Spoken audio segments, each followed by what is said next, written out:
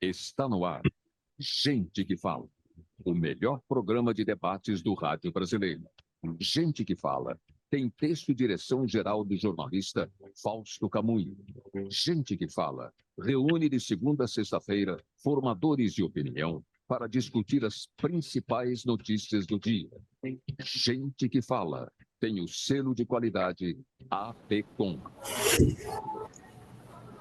Olá, olá! O programa Gente que Fala está começando pela 365, a sua rádio de todos os dias, também pela UTV, a TV da internet, pelas redes sociais, Instagram, Facebook e o nosso canal no YouTube, e com a retransmissão pela Rádio Cultura AM 990 de Dois Córregos, cidade do Centro-Oeste Paulista, e também para mais 20 cidades da região. Olha, gente, pela próxima hora, todo mundo aí. A gente quer todo mundo curtindo, comentando, compartilhando a transmissão do programa Gente que Fala. Interaja, faça perguntas pelo WhatsApp para os nossos entrevistados de hoje. 973350038 é o número, 973350038. Eu sou Mauro Friesman. Vamos conhecer então agora os nossos convidados de hoje, que vão analisar os temas aqui propostos na nossa pauta. Vamos lá então. Tony Mastaler, ator, publicitário, diretor e criador de estratégias de marketing político.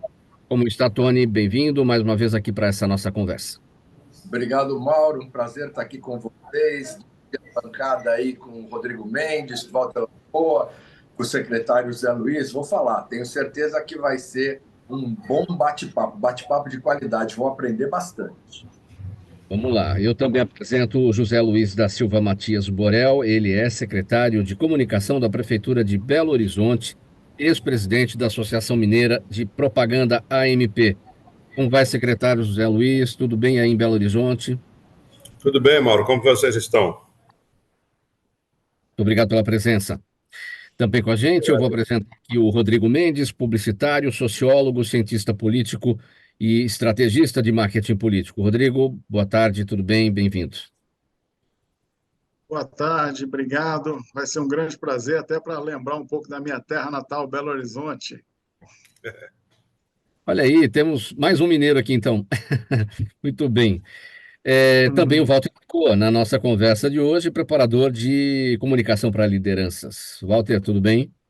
Tudo bem, boa tarde, Mauro. Aqui também tem uns 50% mineiro, hein? Minha mãe era mineira, morei em Uberaba, Araxá e trabalhei muito em Belo Horizonte. Então, só está faltando um pão de queijo aqui para mim. Todos em casa, hein? Estão todos em casa. Vamos lá, gente. Primeiro assunto aqui dessa edição de terça-feira do programa Gente que Fala de hoje. Olha, as eleições municipais de 2024 já começaram e faz tempo. Como assim já começaram? A gente está em 2023, tem 10 meses ainda pela frente. Pois é o seguinte, pelo menos para quem planeja se candidatar, seja para prefeito ou para vereador, numa cidade minúscula ou nas capitais, pelos grandes ou pelos pequenos partidos, enfim, a corrida eleitoral já está a todo vapor e quem ainda está pensando ainda em estratégias, né? Já está algumas voltas atrás dos líderes e mesmo assim ainda há muito o que planejar, conversar e estudar nesse grande tabuleiro que forma o jogo eleitoral do ano que vem. É isso mesmo, né, Tony? Quem não começou pode acelerar porque está de retardatário nessa história, né? Tony? Com certeza, Mauro. Nós temos aí um problema. Me escutam? Me escutam? Pode seguir, agora sim. Muito bem. Nós temos aí um problema bastante grande, que quem não começou está atrasado, sim, devido à importância do assunto. Os brasileiros precisam parar com essa história de não, eu não gosto de me meter em política, eu não gosto de me meter em eleição. Se você não toma uma posição, alguém toma por você, depois você não vai poder reclamar. Então, sim, e quem não começou está atrasado, porque o assunto é importante e precisa ter atenção e trabalho profissional para que consiga-se um bom e, pelo menos, esperado resultado, né? As pessoas precisam estar mais sintonizadas a isso e esse será, com certeza, o grande assunto de 2024. Secretário José Luiz Borel, quem não começou então ainda a se mexer com a campanha, seja para prefeito ou para vereador, Está atrasado no tempo? Quais são as implicações desse atraso? Porque tudo é planejamento e é de médio prazo, né? Exatamente. A palavra-chave aí é planejamento, pelo menos de médio prazo. Então, nesse momento, finalizando o ano de 2023, teoricamente, a pessoa teria que já ter feito um bom passo no planejamento de campanha deles, né? A pré-campanha é fundamental, o envolvimento com os eleitores é fundamental, enfim, colocar o nome à disposição da comunidade é fundamental. Então, não pode deixar para a véspera da eleição, né? Não pode deixar para junho, julho, aí já fica mais difícil alcançar o objetivo pretendido. Então, realmente, a hora é agora. Rodrigo Mendes, o puxão de orelha já está dado, né, em quem está atrasado, mas antes tarde do que mais tarde, ainda dá tempo, né? Pois é, o processo de formação de imagem, como já diz, é um processo, não acontece do dia para a noite, né? Por exemplo, se você acompanha as próprias pesquisas, você vai vendo que elas já vão mudando agora, né?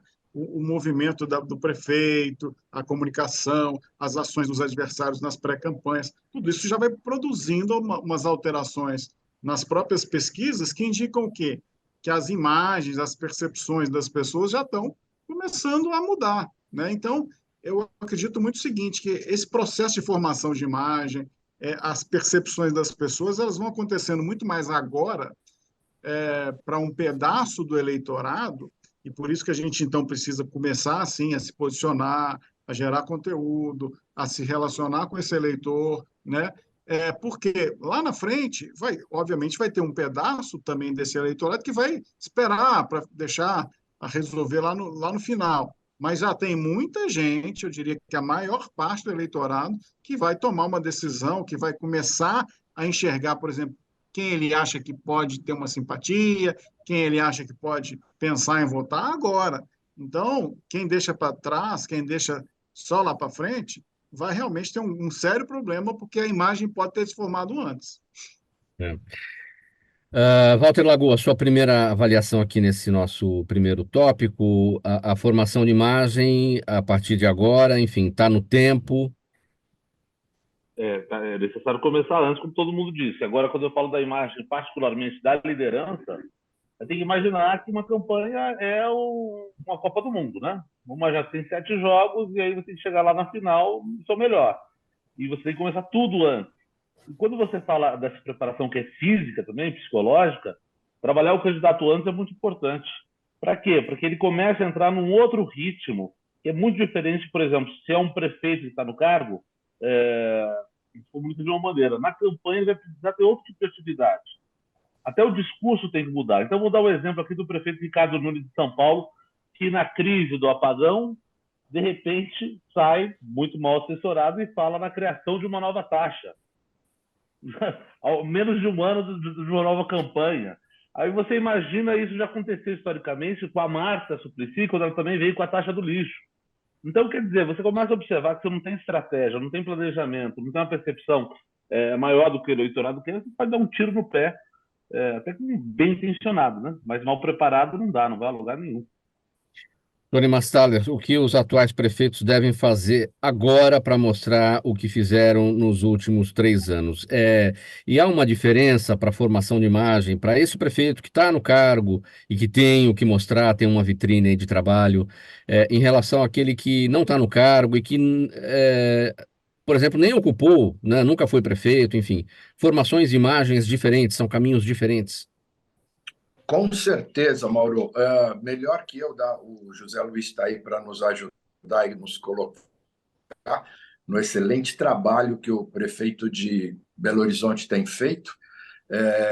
Mas, sim, é um dever do gestor público se comunicar, né? Acontece muita falha de gente maravilhosa, com conteúdo e com obras que prioriza as obras e esquece de comunicar que fez, subentendendo que o eleitor vai ver aquelas obras. Não é bem assim, as pessoas estão com seus problemas, suas vidas, e acabam não conseguindo ver claramente essas coisas. Então, é função de quem está no poder comunicar-se com os eleitores para prestar contas do que fez, como foi rentável o seu tempo à frente ou da prefeitura, do governo do estado, ou até da presidência. Mas também aquele que não está, colocar ao eleitor, aproveitar, como o Zé Luiz muito bem mencionou aí, a pré-campanha, esse contato, porque na campanha você só vai ter tempo para fazer esse cara refrescar a memória, porque antes você já tem que ter ganho ele, tem que ter conversado com ele, tem que ter namorado ele.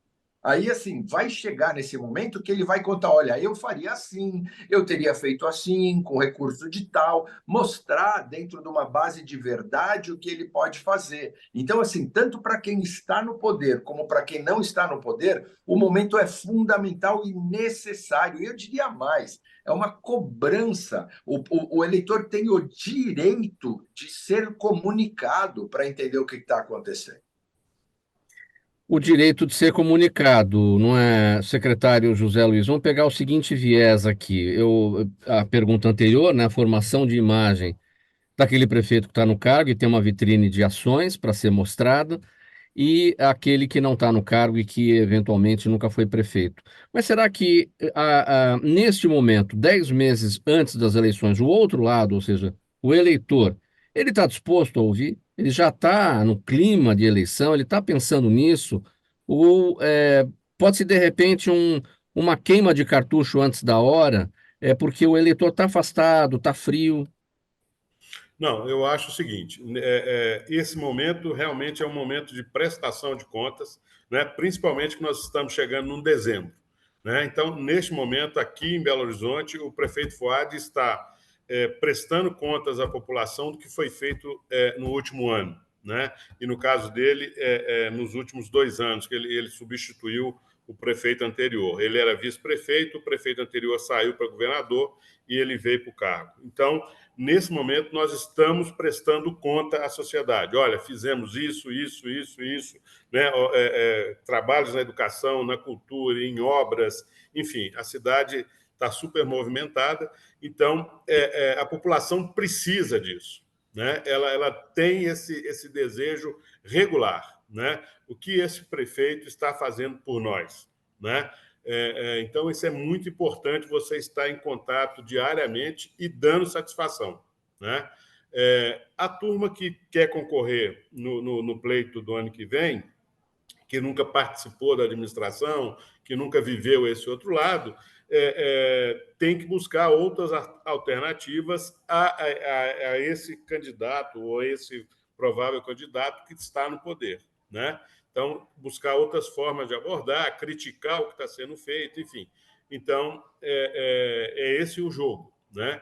Então, quem está, presta conta, quem não está, faz uma crítica. É isso. Mauro, deixa eu completar um pouco o que o Zé Luiz estava falando aí, nessa linha que o Tony também falou, porque o desafio de fazer a prestação de contas, de fazer a comunicação do mandato, não é simples, não é trivial. Tem uma série de dificuldades nisso. Eu vou te ler, por exemplo, aconteceu comigo uma vez um episódio que eu estava numa inauguração de obra de um prefeito e tinha uma placa de todo tamanho atrás falando que era uma obra da prefeitura, e eu estava ali conversando com um com o outro que estava participando daquele evento, e eu perguntei para o cidadão, vem cá, você sabe quem é que está fazendo isso aqui? De quem é a autoria dessa obra? E estava escrito na placa. Tá? O cidadão, não sei não. Quer dizer, é um negócio, a comunicação é uma coisa muito complicada, quer dizer, que você tem que ficar fixando, por isso que precisa repetir, ter frequência e repetição, para que o sujeito entenda quem é o autor daquela ação. Muitas vezes ele confunde, isso deve ser coisa do governo do Estado, do governo federal. Não, então a gente precisa atribuir a autoria, que eu acho que é um processo importante. E, além disso, repetir, ter frequência e focar, né? Eu acho que os gestores atuais, eles precisam prestar conta do que estão fazendo e ter muito claro o que o eleitor está buscando, qual que é a principal preocupação do eleitor, para que ele possa focar a sua ação de comunicação no que é mais importante para o eleitor. E aí é uma coisa que acontece muito. Problemas falar o que está fazendo, mas muitas vezes não é o que o cidadão quer. Cidadão quer saúde, cidadão quer segurança, ele está falando de cultura. Então tem que ter um foco. Tirar o pulso do cidadão é regular, né? Secretário Borel, nesse aspecto levantado pelo Rodrigo Mendes, Sim. vou entender melhor esse ponto, até com base aí no seu trabalho da comunicação da Prefeitura de Belo Horizonte. É preciso levar em consideração, é, evidentemente por meio de pesquisas, aqueles pontos que mais preocupam o eleitor. É a segurança, é a saúde, é a educação, para dar prioridade na hora da prestação de contas, na hora da satisfação daquilo que foi feito na área que, nesse momento, está mais interessando ao eleitor, não? Exatamente. Regularmente a gente está na rua tirando o pulso do cidadão, né? O que está acontecendo, o que ele precisa, o que ele não precisa, e aí a gente vai organizando aqui os investimentos, a destinação do orçamento que não é generoso, né? Então você tem que... a gente fala muito aqui em medir a água e o fubá, né? O Walter vai saber bem disso, o Tony talvez, e o Rodrigo nem se fala. Então a gente procura saber das necessidades da população para organizar a aplicação do investimento. Então, isso é regular e constante. É o nosso foco, é a nossa determinação. Walter, para esclarecer aí a água e o fubá, e também a questão pegando essa analogia que o secretário José Luiz Borel fez, de medir o pulso do eleitor, medir o pulso do candidato também, né? É fundamental, viu? Porque, na verdade, as duas coisas andam juntas, né? Quando você mexe o pulso de um, tem que medir o pulso do outro para ver se estão batendo no mesmo ritmo. Se não estiver batendo no mesmo ritmo, dá ruim, não vai dar certo. E hoje, até recentemente, teve o Felipe Nunes, né, que é o cientista político aí de Minas, lançou um livro falando dessa questão, que é essa calcificação da polarização, né? E que hoje as eleições, talvez, tem pequenos grupos que são decisivos. Então, como você começa a trabalhar e falar especificamente com grupos selecionados? Porque quando a gente fala de tomar um pulso, né, do cidadão, não é o pulso do cidadão todo. Vamos imaginar que os belo-horizontinos todos batem no mesmo ritmo. Não. Você vai ter que pegar por faixa etária, por renda, por interesse, o que toca, como o Rodrigo falou. Então, é cultura? Nós estamos falando de cultura, mas eu quero saúde. Estou falando de saúde, eu quero educação. Na educação, eu estou falando do meu ônibus. Eu estou falando da via X, eu estou falando da enchente. Cada vez mais é setorizado o interesse.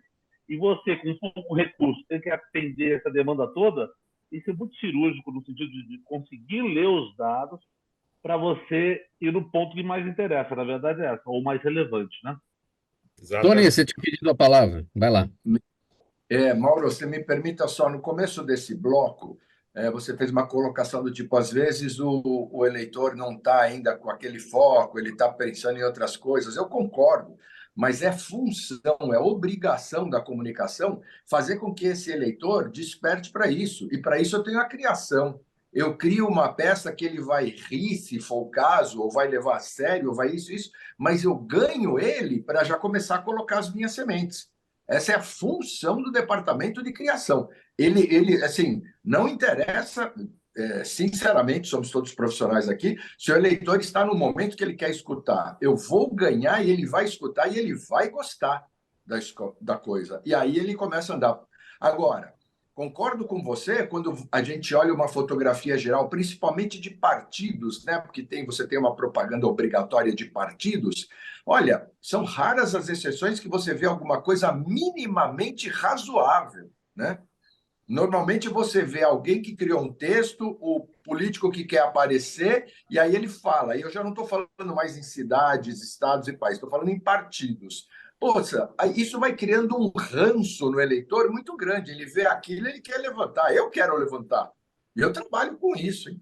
Quer dizer, então, assim, na verdade, a função da criação é fazer aquilo ficar bonito, gostoso e agradável. Para o cara olhar e falar, pô, que legal. Ou eu posso fazer uma similaridade com a novela, ou eu posso brincar com uma propaganda que está estourando, ou um momento da rede. Enfim, é minha obrigação fazer com que o eleitor se interesse. Porque muitos caras e muitos partidos falam, o eleitor não quer saber de política. Trabalhe, pô. Põe a sua equipe de comunicação para trabalhar e faz com que aquele eleitor queira saber. E também não existe só um eleitor, não, né, Tony? Existem vários eleitores, como o Walter falou, né? Você tem que segmentar esse eleitor. Tem gente extremamente interessada em política, tem gente que tem um interesse difuso, tem gente que detesta. Então, essa segmentação você tem que trabalhar com ela também, né? Por exemplo, você trouxe uma questão que é muito fundamental aí, que é, por exemplo, a questão da propaganda partidária, né? Que voltou no Brasil há pouco tempo atrás, e que é um instrumento interessantíssimo, por exemplo, para quem está no mandato, conseguir estar fazendo, que não pode fazer propaganda com promoção pessoal, atribuir àquela pessoa. Porque na propaganda partidária ele foi eu que fiz aquela ação, que apareceu na propaganda institucional da prefeitura. Então, é onde você faz um pouco o link ali das coisas, né? Então, se isso é mal usado, você está perdendo uma oportunidade. O próprio sujeito que está na oposição, que não tem um mandato na mão, que não tem a comunicação institucional, pode usar aquilo ali para também se promover, né? Rodrigo, qual é a estratégia que a publicidade tem para contagiar aquele eleitor que ainda não engatou, né? Não está querendo pensar em política, porque está cedo demais, contagiar esse eleitor com aquele que já está prestando atenção, já está sabendo o que está acontecendo? Fazer uma propaganda que não seja chata, que não seja diretamente política, né? Que vá por vias indiretas, vamos falar assim, com flanqueamento, que é uma estratégia que a gente usa muito, que é usar humor, usar outros artifícios que a propaganda tem. O Tony falou aí da capacidade da criação, de fazer coisas mais leves, interessantes, engraçadas, que dialogue com os interesses das pessoas, né? Então, eu estou falando, por exemplo, se você está preocupado com saúde, eu vou falar do seu interesse. Se eu estou falando do seu interesse, isso vai chamar a sua atenção, né? Se eu estou falando de coisas que estão no seu repertório conceitual, que você conhece, que você vive, está lá no seu dia a dia, isso vai te chamar mais atenção. Então, você tem que entender um pouco a cabeça do cidadão, do eleitor, para poder dialogar com essas percepções pré-existentes e, dessa forma, sim, você vai conseguir chegar no cidadão, mesmo que ele esteja desinteressado. Secretário Borel, vamos analisar a partir do seu trabalho e que é a mesma condição de outros secretários de comunicação pelas prefeituras pelo Brasil afora. Vocês têm nas mãos as ferramentas para a divulgação da vitrine dos seus prefeitos. Como é que funciona o trabalho com um profissional de fora, esse casamento? Vamos supor, você está fazendo a sua propaganda, mas você precisa do estrategista, você precisa do maqueteiro político que já vai trabalhar a campanha. Como é que é essa associação, essa comunicação entre aquele que está com o cargo de secretário de comunicação e o estrategista que vai trabalhar para a campanha? Porque aquele que não está na prefeitura, que não é prefeito, ele não tem esta pessoa. No seu caso, né, ele não tem você. Bom, eu acho que a gente tem que separar aí os dois caminhos, né?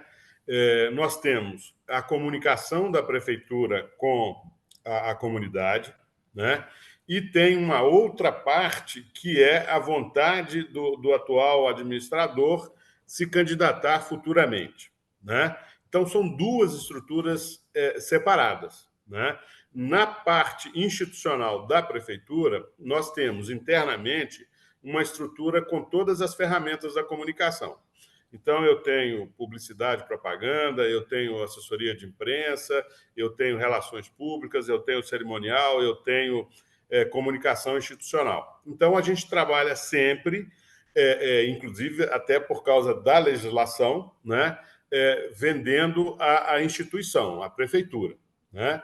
E, no paralelo, né, o partido, o candidato, monta uma estrutura, aí sim, independente da prefeitura, para não embolar as marchas, né? Nós temos que fazer trabalhos distintos, mesmo que em épocas próximas, né? Então, nós precisamos seguir com essa mentalidade. Então, a estrutura de comunicação da prefeitura cuida dos assuntos da prefeitura. E o candidato e o partido do candidato tocam a vida lá com toda uma estrutura de marketing político. Nós funcionamos dessa forma aqui. Tony Mastaler, o que o eleitor deve buscar na próxima eleição? Mais mudança ou mais continuidade? Porque, às vezes, uma administração ela é aprovada, tem uma boa avaliação, não é excelente, mas ela tem uma boa avaliação porque ela está indo bem em muitos aspectos, mas tem alguma coisa que não está indo bem e não agrada o eleitor.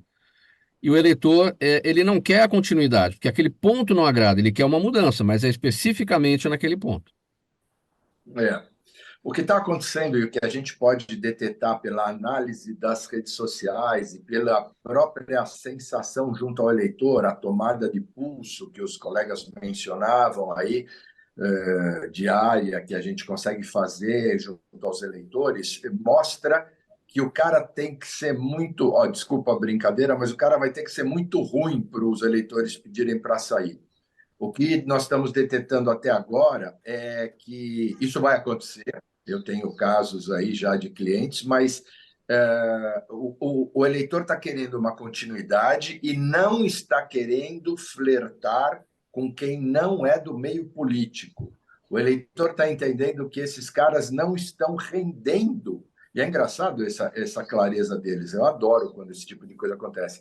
Mas que ele não quer fazer uma aposta, ele prefere alguém que está fazendo um trabalho. Se está fazendo um bom trabalho, esse cara já ganhou. Eu não estou aqui vendendo a ideia do clima de já ganhou, mas assim, se continuarem fazendo o que estão fazendo, bom, é bola na rede. Não vai ter por onde, porque o eleitor não quer brincar. Essa é uma eleição onde ele não quer brincar. Ele quer ir para um político, ele quer ir para um cara experiente, ele quer ir para um cara que ele olhe e veja resultado testado, e assim, ponto. Essa turminha nova que vai vir, outsider, porque eu faço, pode pendurar a chuteira, porque nessa não vai, não. Rodrigo Mendes, o mesmo questionamento, mudança ou continuidade, levando em consideração uma prefeitura aprovada, uma administração aprovada, mas que o eleitor quer uma mudança em algum ponto específico. Assim, as pesquisas têm mostrado uma forte tendência do signo dessa próxima eleição ser a continuidade. Acredito eu que mais de 60% dos prefeitos tendem a se reeleger, tá? É claro que tem situações específicas, contextos locais específicos que vão facilitar ou vão dificultar, tá? Ainda tem muitos eleitores que avaliam o governo como regular, e uma das missões da comunicação é exatamente atrair esse cidadão que avalia com alguma desconfiança ou que ainda está muito desinformado e por isso está avaliando o governo como regular, para trazer para a avaliação positiva. Esse é o desafio da maioria das administrações que estão por aí. Mas é o que o Tony falou. Na verdade, acho que o cidadão, ele vai, de eleição para eleição, ele vai aprendendo, né? Na última eleição, que foi diferente da penúltima eleição, que o eleitor estava buscando um rompimento com o sistema, queria pôr fogo no circo, colocar o outsider, o sujeito estava de fora. Ele viu que, eventualmente, isso não funcionou muito bem em vários lugares, né? Ou foi naquele momento que aquilo aconteceu, e que agora ele está buscando, sim, uma segurança. Ele prefere comprar ali um PF bem temperadinho do que achar que pode comprar uma lasanha muito bem desconhecida que pode dar errada a receita, né? Então, assim, eu acho que ele está, de fato, buscando uma certa segurança, é o que vai favorecer os prefeitos em mandato na próxima eleição. Walter Lagoa, você acha que o eleitor ele gosta mais da eleição municipal? Porque ele está lidando com a escolha do prefeito, é aquele que vai cuidar dos assuntos mais imediatos, mais breves, mais próximos da vida dele. As pessoas moram nos municípios. Ou você acha que os interesses maiores são pelos assuntos nacionais? Mauro, eu acho que nenhuma das duas coisas. Eu acho que o eleitor não está muito preocupado racionalmente com nada relacionado à política. Eu acho que houve uma crucificação aí da política, uma demonização da política que permanece. Aí quando você pega esses dados, eu estava citando aí do cientista político que lançou um livro, ele diz que há uma calcificação da polarização. E essa polarização não tem nada a ver com o projeto de governo. Assim. Pretendemos fazer isso, não é nem uma questão só liberal, não, é uma questão que está ligada à paixão, que é ligada por time de futebol. Então, agora você imagina, as pessoas estão mais ligadas a esse aspecto emocional que está envolvendo essas coisas, e essa polarização já se deu no plano nacional. A gente conversando, né, Rodrigo? Acha que a questão municipal, essa polarização dilui um pouco, não fica tão presente. Mas parece que é uma tendência, né? Essa questão que é comportamental, e é uma tendência que não acontece só no Brasil. A gente está verificando essa polarização da política nas Américas, na Europa, na Ásia, sabe? De maneira geral. Então, você tem uma... Eu não sou a favor da teoria da conspiração, tá? De ter um plano maior para separar a população mundial, mas parece que existe uma divisão que tem pouco, o que me entristece, porque está pouco interessado no bem-estar, sabe? São poucas pessoas que estão interessadas em falar assim, pô, vamos ter um projeto de país? Não, é sempre um projeto de poder. E esse projeto de poder não está levando em consideração, e as pessoas não estão levando em consideração ao escolher um candidato que vai ser melhor para a comunidade, porque esse senso de comunidade foi diluído pelas redes sociais, sabe? As pessoas já não se encontram mais. Elas estão ligadas, e aí eu vou fazer um capítulo à parte aqui das redes sociais. A tecnologia e as redes sociais, elas são tão poderosas que elas estão mudando o comportamento. Então, você tem países na Dinamarca, por exemplo, que aboliram as telas, porque está influenciando o desenvolvimento cognitivo das crianças. E isso acontece com a gente está vendo que no Brasil, por exemplo, é o país mais ansioso do mundo. E o quinto mais depressivo do mundo. Então, eu estou falando de saúde mental para falar de comportamento, para falar de eleitor. Porque eu vou falar de eleitor, eu vou falar de mim, de você, do meu vizinho, da pessoa que está na periferia, da pessoa que, de maneira geral, tem uma mudança na humanidade de comportamento em relação às redes sociais. E esse impacto a gente está ainda tateando, mas tem algumas coisas que a gente já pode tirar. Que é essa questão do novo envolvimento social. Agora, Walter, você tocou no assunto da polarização. Ela é capaz de melhorar o interesse das pessoas pela política, atrair as pessoas pela política, porque a polarização ela envolve paixão, ela mexe com as pessoas por conta do acirramento, né? Os polos levam a isso, né? E faz com que, não, eu preciso me interessar porque eu agora me apaixonei e entrei de cabeça nisso. Eu acho que, nesse caso, não é nem pelo interesse, Mauro, é só pela paixão mesmo. É só pela rivalidade. A comparação com o time de futebol, eu sou Corinthians e outro é Flamengo. Então, vamos embora que flamenguista não presta, corintiano não presta. Então, está nessa questão. Então, não tem diálogo. Eu acho que nós todos, como sociedade, estamos perdendo muito, muito. O Brasil está derrapando, de maneira geral, porque as políticas públicas não caminham, não há consenso de caminho, né? Porque você tem a política que você faz a longo prazo e tem a coisa para a manutenção do poder. Aí está fazendo uma coisa que a gente vê. Entra um governante, propõe um projeto, aprova umas coisas, vamos falar de privatização. Não quero nem dizer se sou a favor ou contra. Mas um vem e privatiza. Aí entra o outro e desprivatiza. Aí vai entrar outro e vai privatizar de novo.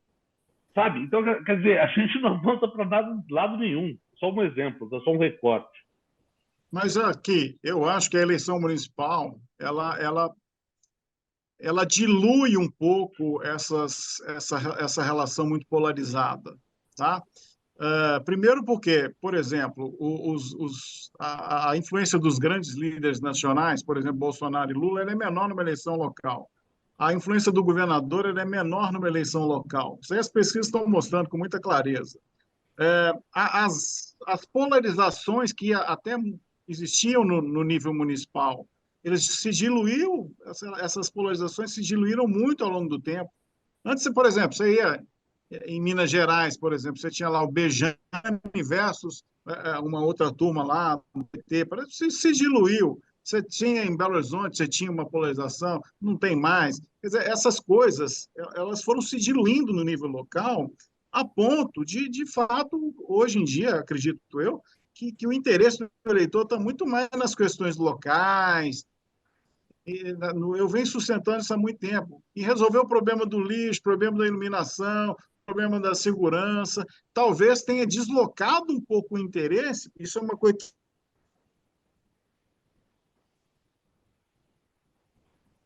Rodrigo, coisas a gente que tem teoricamente não são nem problemas na função sua dele, por comunicação. exemplo. Oi.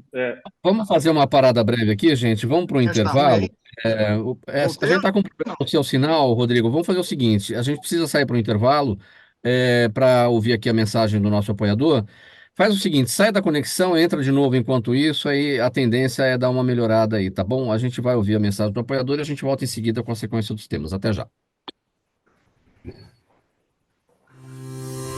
Toda ação estratégica de sucesso tem um componente fundamental: um instituto de pesquisas ético, rápido e preciso. Afinal, é ele que vai fornecer informação confiável, sem achismos ou palpites. E isso, numa época de mudanças rápidas e repentinas, é fator crítico de sucesso. A Orbis é um instituto de pesquisas que une precisão e confiabilidade estatística com a mais alta tecnologia em pesquisas do mercado. Tem inteligência artificial, robótica e Big Data, entre outros recursos, para que você tenha uma informação correta, confiável, com o menor custo e no menor tempo possível. Na sua próxima ação, seja ela corporativa ou política, comece pela Orbis, porque com a informação correta, você vai mais longe, mais rápido e com mais segurança. De volta, pessoal, o programa Gente que Fala no Ar, pela 365, a sua rádio de todos os dias, imagens pela UTV, a TV da internet, nossas transmissões também pelos perfis das redes sociais, Instagram, Facebook, o nosso canal no YouTube e a retransmissão a partir das 10 da noite pela Rádio Cultura AM 990 de Dois Córregos, cidade do Centro-Oeste Paulista e também para mais 20 municípios ali da região. Vamos seguir então com a nossa conversa. Tony Mastaler, quais são os principais erros nos marketings dos governos? Perdão que deu uma falhada aqui. Qual foi a pergunta? Quais são os principais erros nos marketings feitos pelos governos municipais?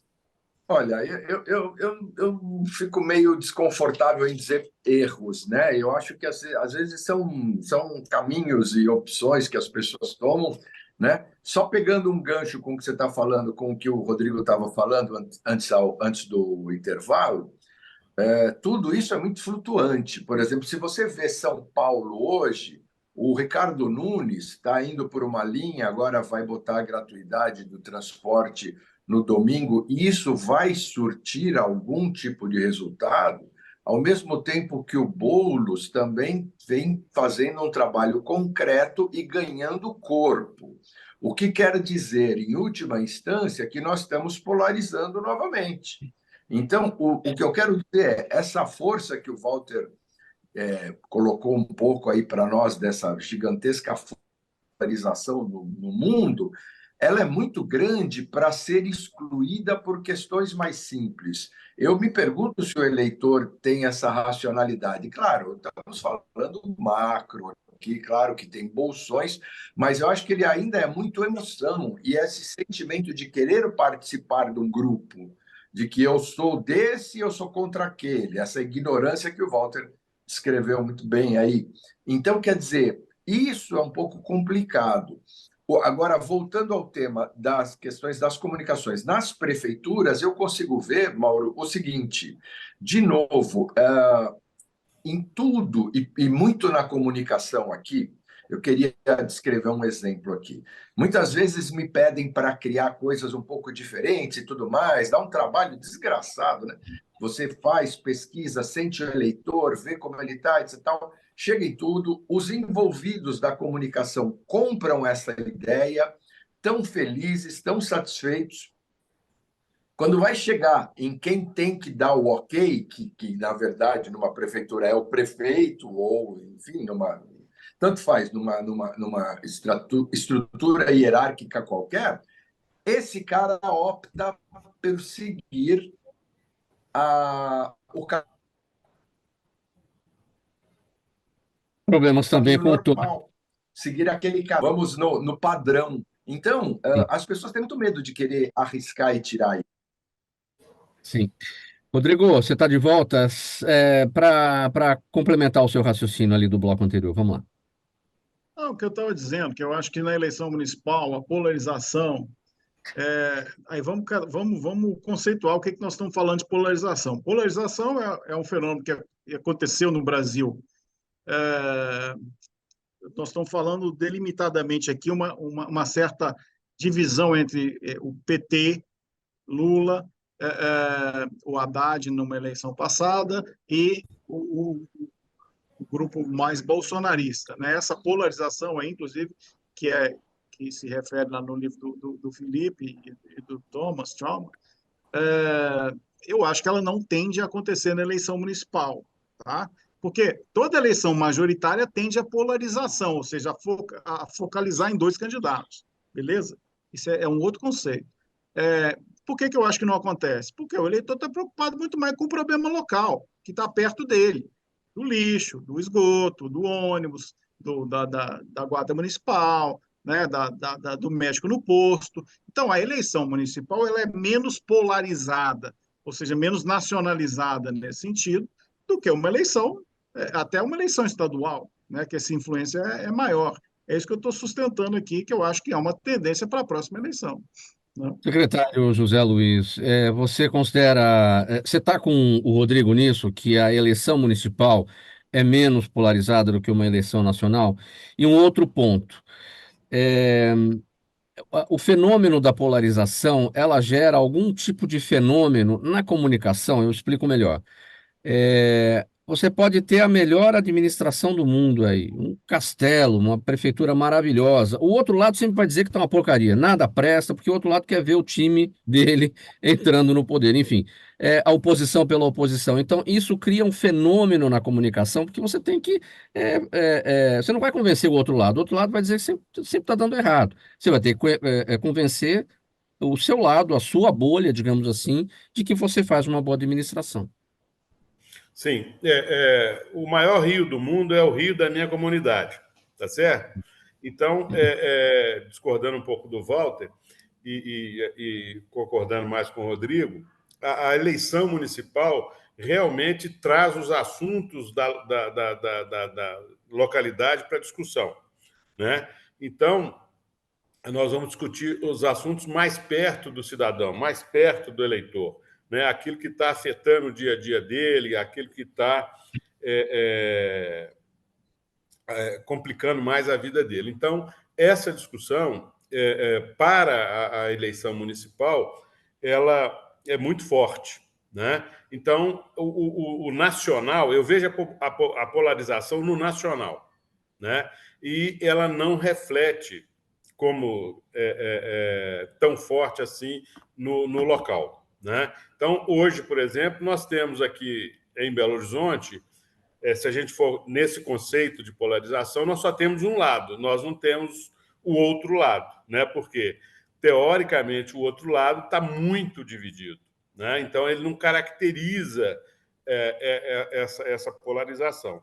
Então, eu sou da turma que concorda que a eleição local ela não é tão polarizada quanto a nacional. Eu queria só complementar aqui, até falando com o secretário. Eu acho que a realidade, a minha sensação, tá? Você pode falar melhor de Belo Horizonte, mas você quer o prefeito Fuad, ele não se coloca num campo ou no outro. Ele é uma pessoa que está acima, até pela experiência dele nos governos, choque de gestão. Ele está muito mais antenado como aquela pessoa que é realmente um gestor, uma pessoa que conhece a máquina e sabe fazer. Não, então, ele nem é o político, né? Vamos falar tradicional, mas também não se coloca na esfera do não político. Ele parece uma senioridade que coloca ele num outro lugar, que é diferente, eu acho, que acontece em São Paulo, que acontece em Porto Alegre, que acontece no Rio de Janeiro. Tem praças que essas coisas ficam mais, eu acho, mais exacerbadas, outras menos. Eu não sei como está a situação, por exemplo, uma oposição está se colocando aí. E acho até difícil fazer oposição ao atual prefeito, porque ele não é uma pessoa que está se colocando do radicalismo de um lado ou do outro. Vamos falar que ele poderia ser um social-liberal, né? Uma pessoa que tem uma preocupação com o social, mas também tem uma atitude liberal, de deixar o mercado tem que funcionar. É por aí ou não? Sim. Na realidade, hoje, todos os prospects a prefeitos em Belo Horizonte ainda estão sem uma definição de grupo ou lado, né? Podem ir para um lado ou para o outro. Então, o único lado mais definido é o lado teoricamente, do PL, do Bolsonaro, né? que já se posicionaram como candidato, já tem o candidato, as visitas que o Bolsonaro faz aqui, ele participa, enfim. Então, está muito definido esse concorrente. Os outros estão conversando, negociando, e ainda não se formaram, não se estruturaram como grupo. Tony, você vota em candidato, seja prefeito, vereador, enfim, estamos falando da eleição do ano que vem, que dá tapinha nas costas, pega a criancinha no colo, ou não cola mais isso? Eu diria que tudo é uma questão do ambiente que ele está, da cidade que ele está. Enquanto ser humano e brasileiro, é com tristeza que eu vejo despencarem, os índices de esclarecimento, de informação e de educação do nosso eleitorado, né? Então, ao mesmo tempo que você tem bolsões aí que sim, cola totalmente. Eu vejo cidades no entorno aqui de São Paulo que são exatamente, que aliás estão cometendo crimes eleitorais um atrás do outro. Eu não sei no que vai dar nisso, né? Mas assim, porque também a justiça no Brasil está muito comprometida agora, né? Não há mais credibilidade nela, então os caras chutaram a porta e estão cometendo crime eleitoral um atrás do outro. Mas assim, eles têm esse tete a tete com o eleitor. Ao mesmo tempo que eu vislumbro e estou tentando organizar um trabalho no sentido do candidato futuro, né? Que é esse cara que, conforme foi citado pelos colegas aí, você tem um rompimento mental que dá para ser trabalhado melhor da questão de comunidade, e você pode fazer toda uma argumentação via rede social que você chega nele e chega bonito, sabe? Chega vencedor. Então, nós vamos ter cantos aí do Brasil que vão estar tomando tapinha nas costas, levantando criança, tomando café da manhã, fazendo cara feia para comer a coxinha de 3 dias que estava no bar lá, o ovo colorido, mas, ao mesmo tempo, você vai ter aquela turma que já está olhando para o futuro e usando a potencialidade das novas mídias, né? Rodrigo, o Walter falava do prefeito Fuad, né, lá em Belo Horizonte. Eu vejo assim, o prefeito Fuad, assim, ele é suprapartidário, ele está fora desse campo da polarização, né? É diferente do que está acontecendo aqui em São Paulo, que você tem o atual prefeito, Ricardo Nunes, e a esquerda do PSOL, com o Boulos, né? E vem por aí.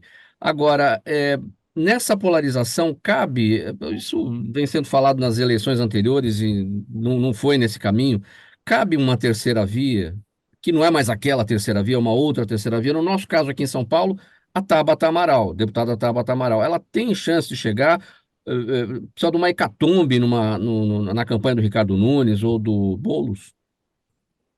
Olha só, é o que eu falei há pouco. A eleição tende à polarização, né? A eleição majoritária tende à polarização, né? Os candidatos que têm mais visibilidade, mais conhecimento, etc., eles acabam dominando a maior parte do eleitorado. Uma eleição em São Paulo ela é muito diferente do conjunto das eleições no Brasil. É uma cidade muito grande, né?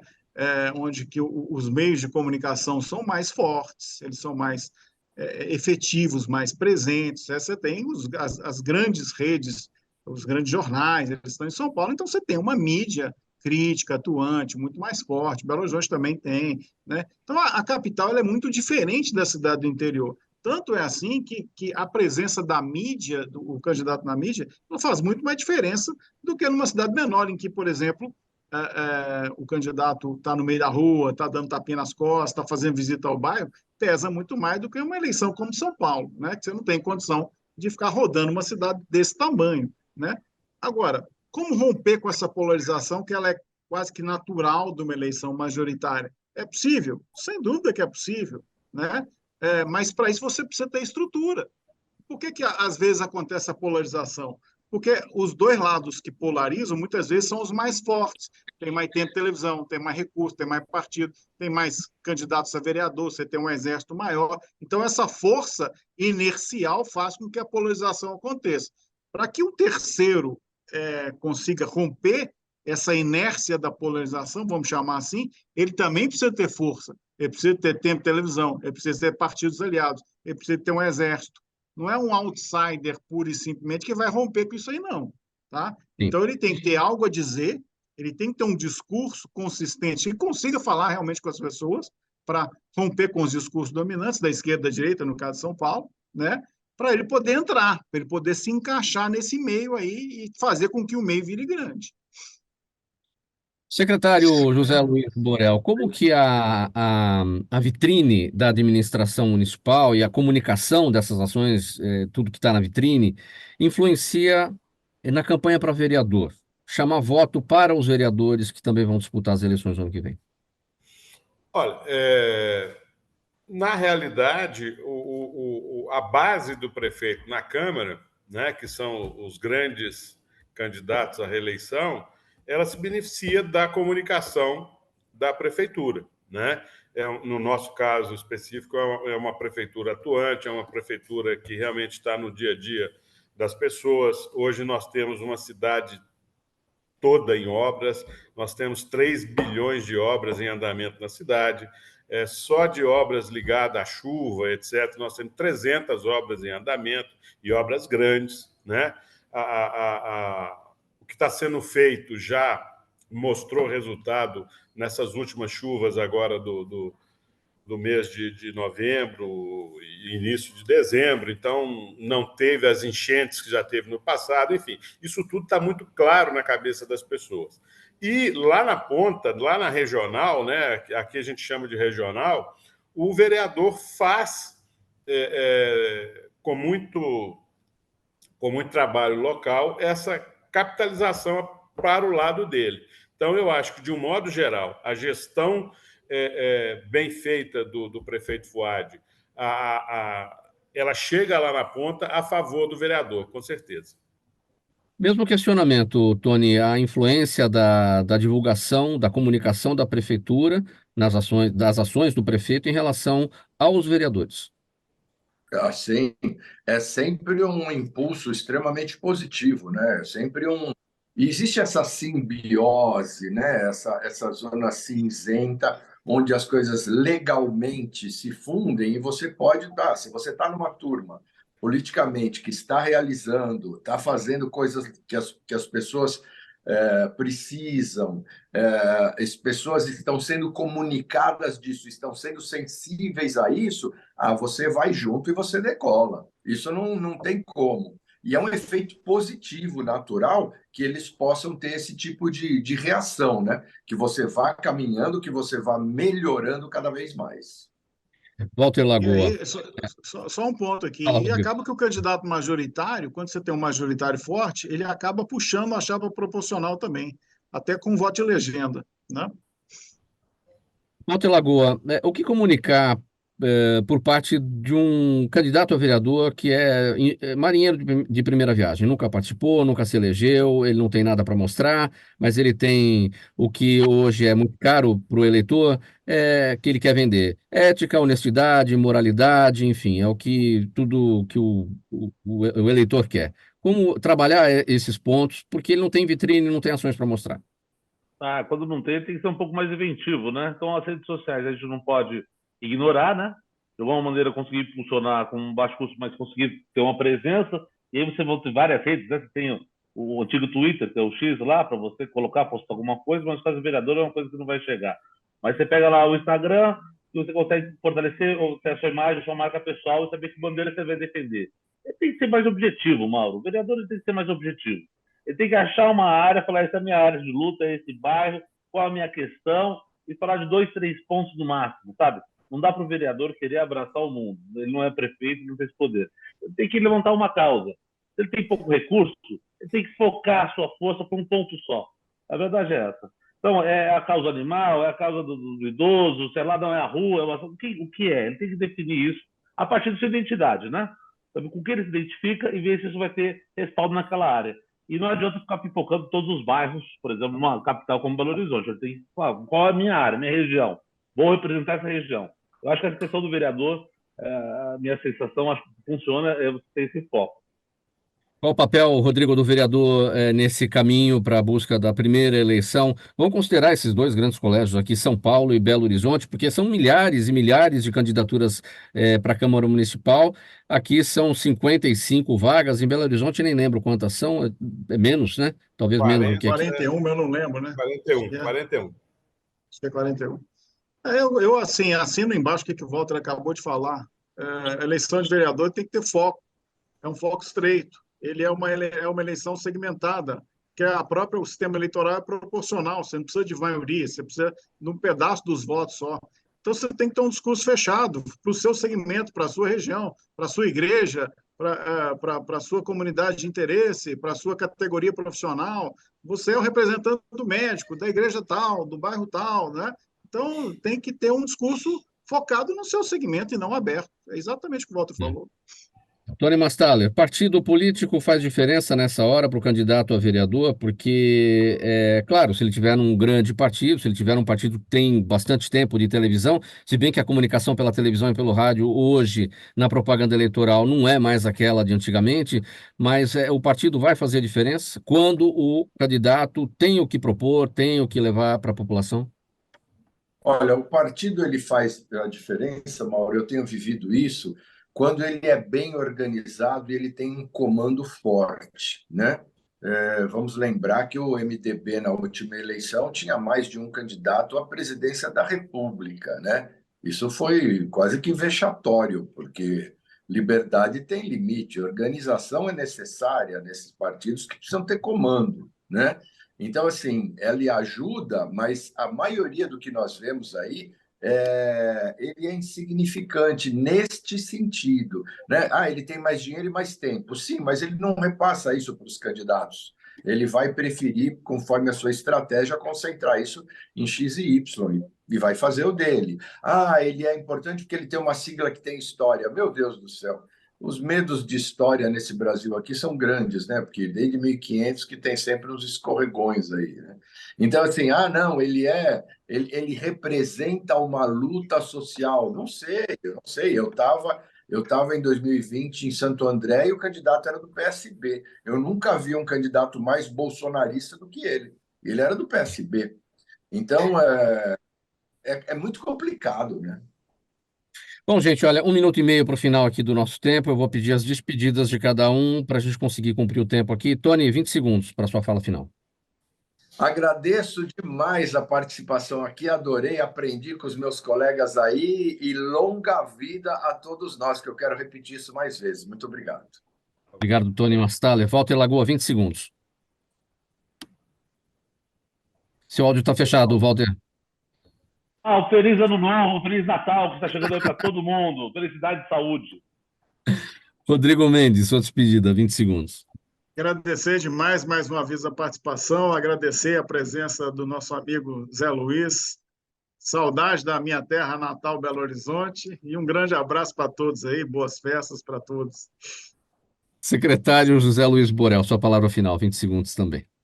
Muito obrigado pelo convite. Foi muito bom participar com vocês. Um Feliz Natal, um bom Ano Novo e venham para Belo Horizonte. Estamos aqui de portas abertas. Só se tiver muito pão de queijo aí, secretário. Senão, vai ter, com certeza. Pão de queijo, pernil, fígado com cebola. Então, cachaçinha. Não vai faltar. Cachaçinha da boa, cachaçinha de Salinas. Tudo isso merece uma última pergunta, secretário. É mesmo? É mesmo. De verdade. Muito bem, um agradecimento aos participantes de hoje dessa edição do programa Gente que Fala, em nome de toda a nossa equipe, Tony Mastaler, ator e publicitário, diretor e criador de estratégias de marketing político, José Luiz da Silva Matias Borel, secretário de comunicação da Prefeitura de Belo Horizonte, ex-presidente da AMP, Associação Mineira de Propaganda, Rodrigo Mendes, publicitário, sociólogo, cientista político e estrategista de marketing político, e o Walter Lagoa, preparador de comunicação para lideranças. Um abraço a vocês todos. O programa Gente que Fala é realização da ABCom, apresentação minha, Mauro Friesman, pauta e redação Pedro Schiavon, Zenilda Salvato, nossa diretora de produção, jornalista Fausto Camunha, nosso diretor-geral, você ouvinte e você espectador, a razão da nossa presença aqui todos os dias. Na sequência da 365, vem chegando o Lucas Neto com o programa Melhor para Melhor Idade. Bom programa aí para você, Lucas. Um abraço para você, para toda a audiência. A gente volta amanhã pela 365, pela UTV, pelas redes sociais e a retransmissão pela Rádio Cultura AM 990 de Dois Córregos, interior paulista, centro-oeste paulista e para 20 cidades lá da região. Um abraço, gente. Tchau, até lá.